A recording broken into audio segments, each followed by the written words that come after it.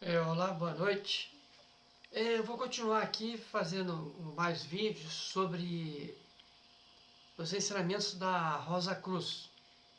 Então aqui já é um ensinamento mais aberto, mais esotérico.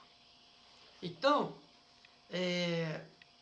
nós temos, eu estava falando sobre os 7 mundos do nosso universo e os seus habitantes.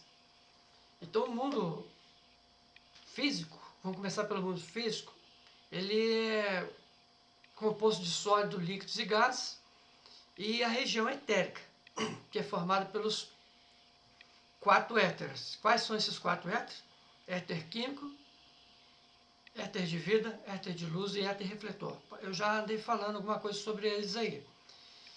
Então, vou falar um pouco da região do mundo do desejo, que é o mundo astral, e também fazer alguma relação da região etérica. Nessa região etérica, ela é uma região mais fluídica, vamos dizer assim, mais elevada, do que mais, as energias são mais etéricas, mais móveis, mais dilatadas, vamos dizer assim, mais fluentes. E vivem seres ali. Então a gente já ouviu falar de fadas, de gnomos, de elfos, salamandras, elementos do fogo, né? Elementos da água, elementos da terra e elementos do ar, que são os silfos. Então, esses elementos, eles vivem na região etérica. Então, tem algumas coisas aqui que eu vou ler, que vai explicar com mais detalhe.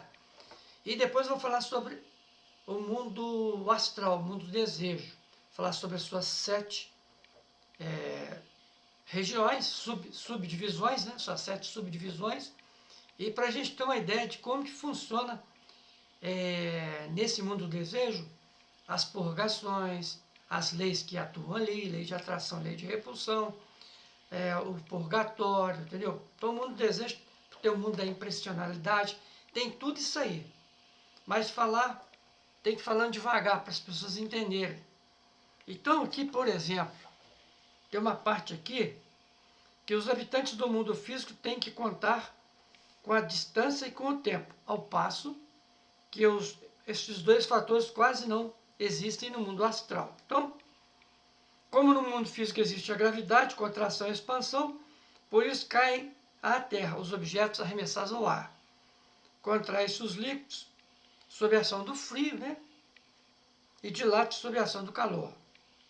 Então, no mundo astral não existe frio nem calor e os corpos sobem e descem com toda facilidade, ok? Então, isso aí é só um detalhe. Eu vou falar mais sobre a região etérica. Tem uma coisa que muito interessante que eu achei, é se existem somente as atividades das regiões química e etérica do mundo físico, haveria formas viventes capazes de mover-se, porém sem incentivo algum para fazê-lo. São as forças cósmicas ativas no mundo astral. Então essas forças ativas no mundo astral é que move tudo, que proporcionam este incentivo à ação, né? E só graças a essa atividade que é possível a experiência, o crescimento moral e a evolução. Então isso é muito importante, essas forças cósmicas aí. O mundo astral, ele penetra o mundo físico. Então ele dá um exemplo aqui da penetração da água numa esponja. Vocês imaginam a esponja como o mundo físico, a água como a parte astral, que penetra na esponja e é mais expandida, né? Vamos dizer assim. A sua substância ainda é mais sutil do que a da região etérica. Difere da matéria física principalmente no seguinte: a lei que rege a matéria da região química é a inércia. Por quê? Isto é, a tendência a permanecer o corpo imóvel enquanto uma força não o põe em movimento. Então isso aí a gente sabe pelas leis da física, das leis de Newton. Aquelas 3 leis de Newton tem isso aí explicando isso aí, no mundo físico. Então, vou entrando aqui em detalhe aqui, porque se eu começar a falar do mundo astral aqui, vai misturar. Eu vou falar mais sobre essa parte da região etérica, E tem uma mensagem que muito bacana que eu achei desse livro aqui, que agora, prezados amigos, que já tendes ideia das substâncias e forças na região etérica e do mundo astral, mas do mundo astral eu vou falar ainda, mais ainda em detalhes. Podereis perguntar com toda a razão se essas regiões são habitadas por entes análogos, né, ou seres humanos. A resposta que recebereis é que sim, então existe vida aí nessa região etérica. Que nessas regiões invisíveis aos olhos carnais, né, vivem seres dotados de inteligência. Em vossa juventude, lestes talvez contos de fadas, gnomos, igual eu estava explicando. Ondinas, silfos, salamandras. Então, esses seres são considerados geralmente como fabulosos, imaginários. Sabeis, porém, que existem realmente, são invisíveis aos olhos carnais, porque não possuem corpo físico, sendo o seu corpo constituído por matéria etérica. É a região etérica que eles vivem, assim como nós vivemos na região química do mundo físico. Então, esses espíritos elementais, ou espírito dos elementos. Os gnomos, as fadas habitam a terra, as ondinas, ninfas habitam a água, silfos o ar, salamandras o fogo, sendo que o corpo desses seres feitos das mais sutis partículas etéricas do respectivo elemento. Então isso aqui a gente vê muito em filme aí, vê muitas pessoas contando essas histórias aí, mas não é tirado de trás da orelha não, não é invenção não. Aqui nesse ensinamento da Rosa Cruz está comprovando isso, ok? Os gnomos são as pequena estatura, né? E são guardas de minerais, tesouros subterrâneos e pedras preciosas, são engenhosos e afáveis. As ondinas ou ninfas vivem em rios, arroios, lagos e mares e são de extraordinária beleza. Os silfos parecem-se com os homens, são dóceis, interessam-se pelas ciências, sentem atração pelos sábios, sendo antipáticos e até hostis aos ignorantes.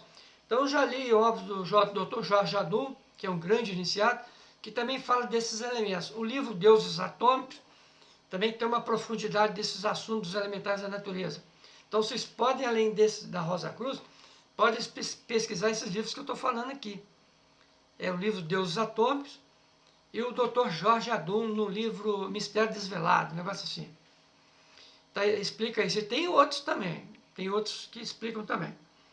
E o amigo instrutor que me preparou, vamos dizer assim, que me instruiu, ele também falava desses elementos.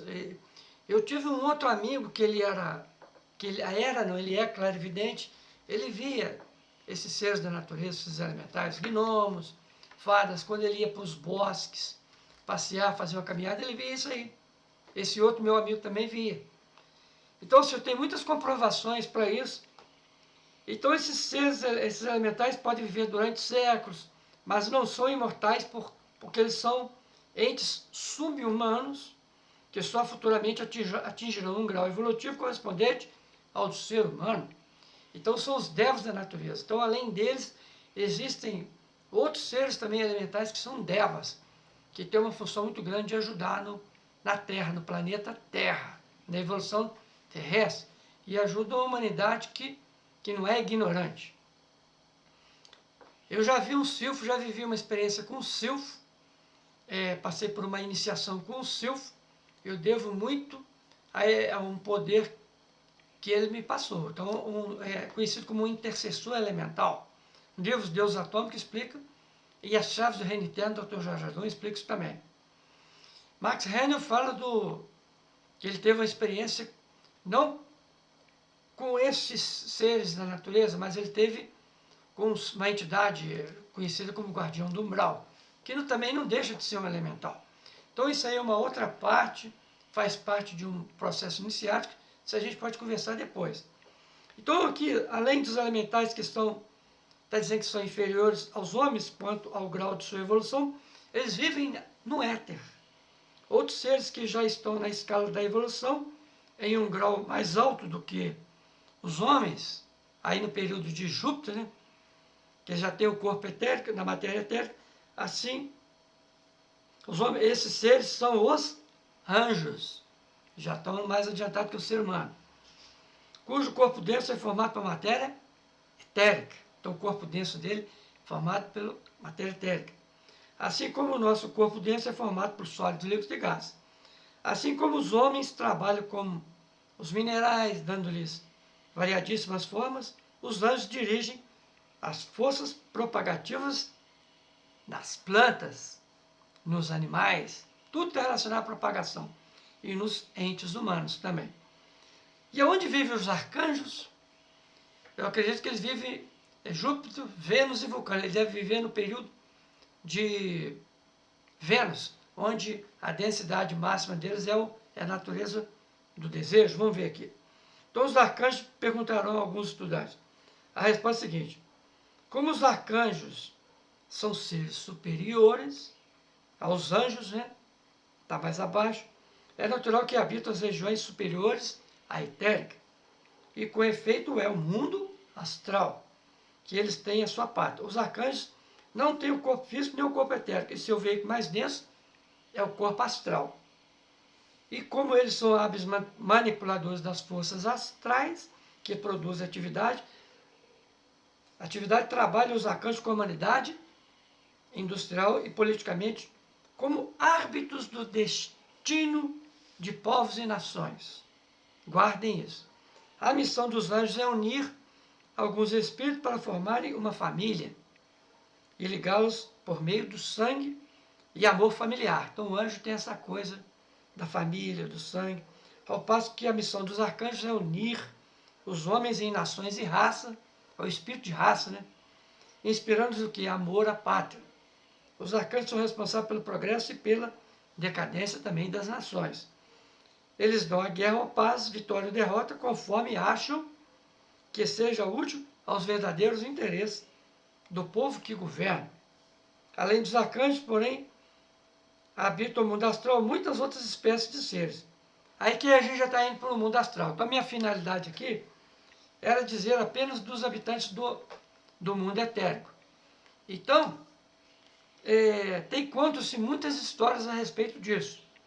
Mas é bom a gente ficar sabendo porque, conforme diz o Max Henry e muitos outros que já são clarividentes voluntários, despertos, onde eles têm os movimentos do chakra girando no sentido horário e possuem o sistema nervoso voluntário também já pronto, já desenvolvido, esses seres veem, esses homens, eles veem pela vontade. Então ele tem a vontade de ver, eles veem. Eles não são como os médios, que é tudo ao contrário, eles são involuntários.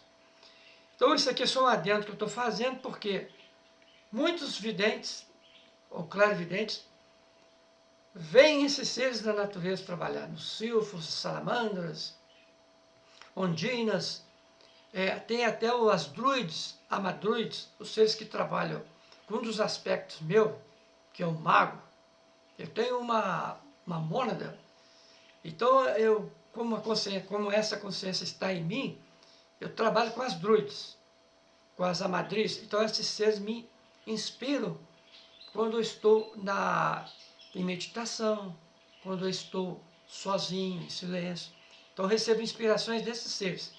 Então, eu só estou dando esse exemplo aqui para que todos possam, não estou obrigando a ninguém a acreditar nisso.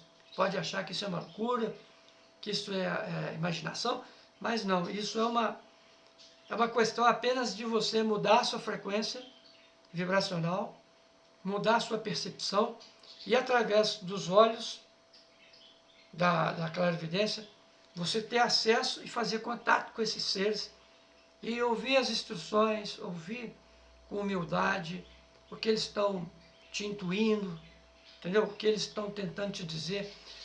Isso, você pode fazer esses contatos com esses seres no mundo etérico dentro de você, no seu mundo interno. Existe o mundo etérico, assim como existe o mundo astral, que existe aqui fora, né, no exterior. Existe o mundo etérico dentro de você, existe o mundo astral, existe o mundo do pensamento, existe o mundo causal, existe tudo isso. Então esses seres estão ali e você pode contar, pedir a instrução a eles com muita fé e muito amor, porque eles respeitam aquele homem, aquele ser que é bom. Então essa é a mensagem de hoje. Fiquem na luz, fiquem na paz. Namastê a todos. Fiquem com Deus, gente.